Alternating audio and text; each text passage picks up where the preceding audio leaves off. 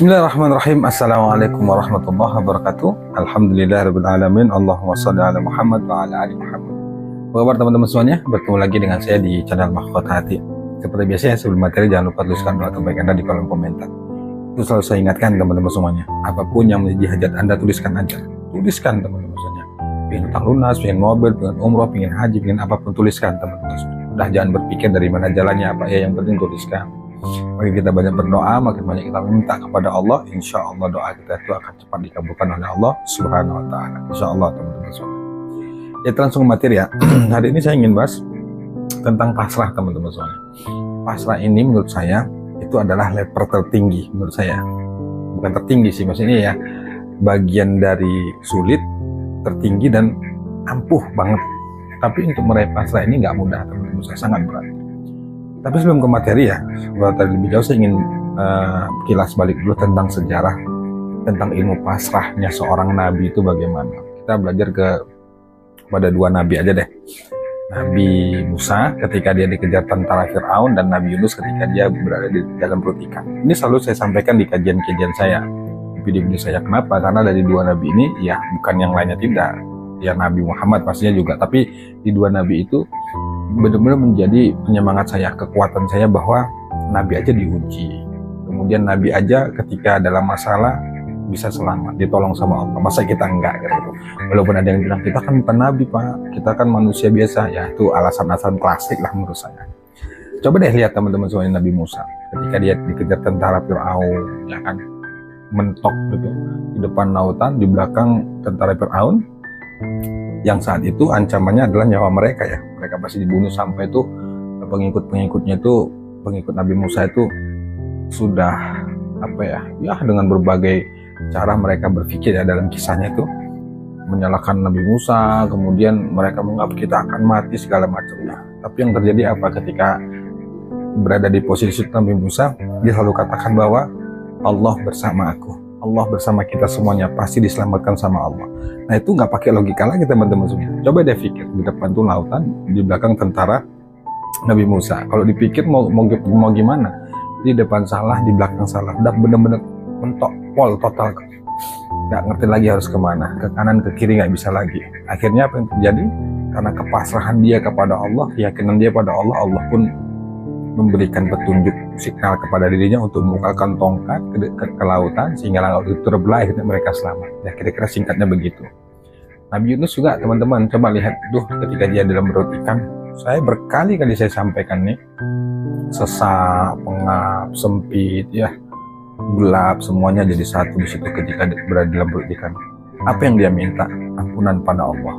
Minta ampun sama Allah, nggak minta solusi, nggak minta jalan, nggak minta dikeluarkan dari dalam perut ikan itu, tapi yang diminta itu adalah ampunan Allah. Akhirnya singkat cerita Nabi Yunus pun dikeluarkan dari perut ikan itu. Artinya gini teman-teman, saya sampaikan dua kisah ini ya sederhana. Nanti kalau ada yang kurang tepat tentang kisah saya itu tolong diluruskan ya di kolom komentar. Yang saya sampaikan begini teman-teman semuanya. Ketika Anda sudah melakukan semua hal, banyak hal, ikhtiar langit sudah, ikhtiar bumi sudah, berbagai cara sudah Anda lakukan, tapi Anda belum dapat pertolongan sama Allah. Bisa jadi pasrah Anda belum terjadi, belum ada dalam diri Anda, belum ada dalam batin Anda. Pasrah itu artinya gimana sih? Pasrah itu yang saya sampaikan bukan berarti kita diam aja menunggu pertolongan Allah. Udah deh pasrah, saya pasrah deh, terserah mau dimarahin, mau dimaki, terserah deh. Bukan begitu berpikirnya, bukan atas kita diam aja, nggak mau bergerak, nggak mau berikhtiar. Bukan begitu teman-teman semua. Saya katakan pasrah itu begini. Kita memahami dan meyakini, ini ya pengertian saya, pemahaman saya. Pasrah itu begini, kita meyakini dan memahami bahwa segala sesuatu hal itu ada dalam genggaman Allah Subhanahu Wa Taala. Nah tugas kita di situ adalah melakukan ikhtiar. Ikhtiar itu ada dua, ikhtiar langit dan ikhtiar bumi. Fokus pada ikhtiar langit, kita kerjakan, kita berdoa, perbaiki ibadah, ya sholawat, istighfar dan lain sebagainya, kita lakukan itu, kita fokus itu.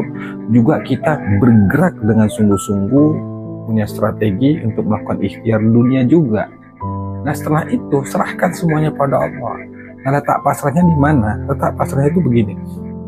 Ketika kita itu sudah pada umumnya orang begini ya, kalau meletakkan pasrah, dia sudah melakukan banyak hal, sudah usaha ikhtiar, akhirnya dipasrahkan semuanya sama Allah. Iya benar, pasrah sama Allah. Tapi menurut saya teman-teman, seperti di video saya sebelumnya, pasrah itu harusnya di awal. Harusnya dilatih di awal. Maksudnya gini, ketika kita sudah punya masalah ya, tertekan dalam keadaan hutang itu, harusnya kita ridho, pasrah, sabar, rela, dan kita siap menerima resiko apapun yang akan terjadi. Karena ketika kita berhutang, itu resikonya pasti ada. Belum ada apa itu dimaki, dihina, dan lain sebagainya. Anda harus pasrah, ridho dalam hal itu. Jangan langsung main tancap gas amalan. Amalan ini kan banyak ketika mau ada masalah, pingin hutang lunas, supaya yang nagih itu luluh hatinya, pakai amalan-amalan. Boleh, silakan. Nggak saya salahkan, benar.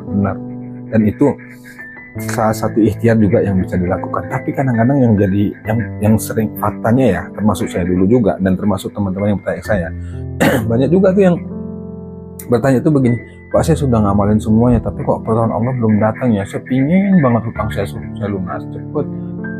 Saya udah nggak tahan kali Pak, udah nggak tahan banget saya dengan keadaan ini. Saya rasanya ingin cepat segera keluar dari masalah ini. Artinya bahasa cepat, segera, ya pokoknya maunya itu hasilnya instan. Bukannya dilatih dalam jiwanya itu rasa pasrah, ikhlas, ridho. Ketika kita melakukan amalan-amalan kebaikan, ibadah gitu ya, sholawat, tahajud, tapi dalam hati kita nggak ada rasa pasrah, ridho, sabar, ini kurang powerful teman-teman. Nah di situ itu kuncinya, pasrah itu di situ kuncinya. Kalau Anda ingin dapat keajaiban, belajarlah untuk pasrah. Caranya bagaimana? Ini memang berat saya katakan. Nah cara belajar pasrah itu bagaimana? Ya belajarnya itu adalah menerima takdir Allah itu dengan rasa ikhlas, dengan rasa ridho. Ya pasrah dengan terserah deh mau diapain. Yang penting maksud saya pasrah itu kita bukan berarti diam, tetap berdoa sama Allah, tetap meminta sama Allah. Biarkan alurnya itu seperti apa, perjalanan kehidupan kita itu seperti apa, kita pasrahkan semua urusan ke Allah. Mau diapain pun terserah, yang penting kita ke Allah, nggak ada yang lain. Itu menurut saya teman-teman, dan itu saya lakukan, dan saya akui juga ini berat banget teman-teman. Nah buat kamu saat ini ya, buat Anda, buat kita semua yang saat ini sedang diteror hutang, udah kecapean, kelelahan, nggak lunas, coba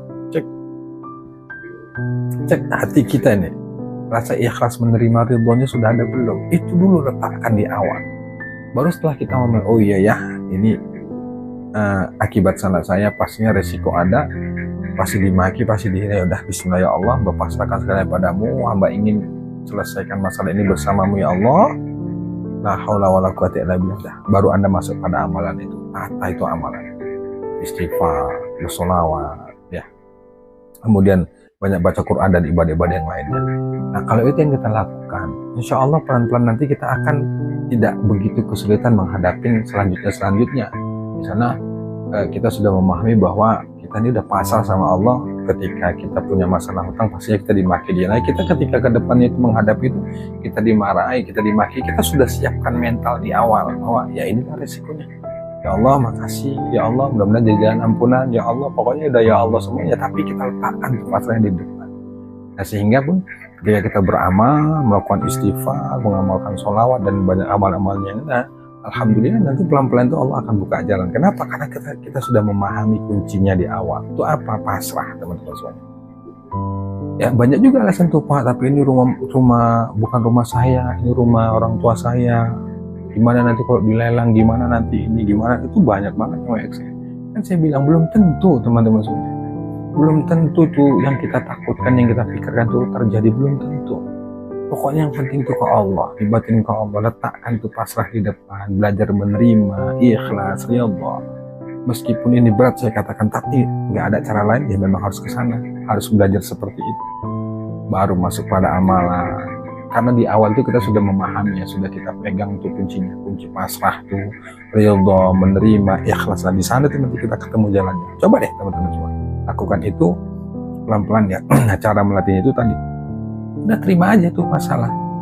Lagi susah, tarik nafas, meskipun kita terasa berat banget ngalaminnya, ya pelan-pelan ya jalaninnya sesuai. Ya bukan sesuai sih, artinya ya nikmatin saja kesusahan itu, nikmatin saja makian itu hilang. Karena nggak ada cara lain. Anda mau protes gimana? Mau melawan gimana? Nggak bisa. Itulah takdir yang sudah Allah tetapkan. Lantas apa yang harus kita lakukan? Ya kita lakukan, kita nikmatin itu, belajar menerima, ikhlas gitu. Karena melunasin hutang itu nggak mudah, teman-teman. Saya katakan tuh benar-benar nggak mudah.